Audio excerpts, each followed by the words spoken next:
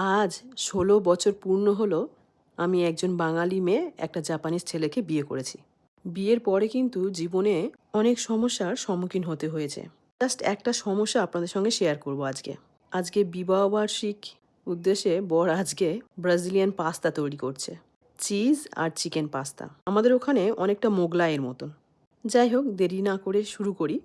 বিয়ের আগে আমার কাছে কোনো ফোন ছিল না। আমার হাজব্যান্ডের সঙ্গে যখন আমার দেখা হলো, আমাদের এনগেজমেন্ট হলো, হওয়ার পরে বরের কাছ থেকে একটা ফোন গিফট পেয়েছিলাম, নোকিয়া ফোন। আর সিমটা ছিল ভোডাফোন সিম। আজ থেকে ১৬ বছর আগের ঘটনা বলছি। বিয়ের পরে আমরা একটা ঘর ভাড়া নিই। ঠিক কিছুদিন পরে আমার বর আমাকে যে সিম কার্ড আর ফোনটা দিয়েছিল, সেই ফোনে ভীষণ ফোন আসতে শুরু করে। সব কিছু রং নাম্বারে। আর এটা তখনই আসে যখন আমার বর আমার সামনে থাকে। আর খুব বাজে বাজে গালাগালি করতো।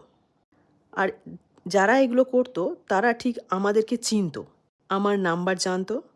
জেনে শুনে লোকে এই কাজগুলো করতো। তার কারণ হচ্ছে কি, যাতে আমার বর আমার উপরে সন্দেহ করে আর আমাকে ছেড়ে জাপানে চলে আসে। এঙ্গেজমেন্ট হওয়ার পরে অনেক কথা শুনেছি। পাড়ার লোকেরা বলতো যে এই ছেলে তোর কাছে থাকবে না। কারণ এঙ্গেজমেন্টের পরে আমার বর জাপানে চলে এসেছিল কাজ করার জন্য। আর আমি ভারতে ছিলাম পড়াশোনাটা কমপ্লিট করার জন্য। অনেক কথা শুনতে হয়েছে আমাদের। যাই হোক রং নাম্বারে ফোন করতো আর ভীষণ গালাগালি করতো আমাকে। আর বলতো আমার বয়ফ্রেন্ড। আমি কে চিনি না।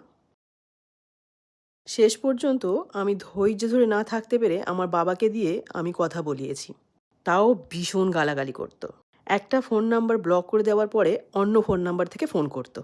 এইগুলো করার একটাই কারণ ছিল, তাদের উদ্দেশ্য ছিল একটাই, যাতে আমার বর আমাকে ছেড়ে দেয়। হিংসা যেটা বলা হয়, হিংসার মতন অনেকটাই। কিন্তু যখন ঈশ্বর কারোর জন্য কাউকে তৈরি করে, লোকে যত ভাঙার চেষ্টা করুক না কেন, কেউ কোনোদিন সফল হতে পারে।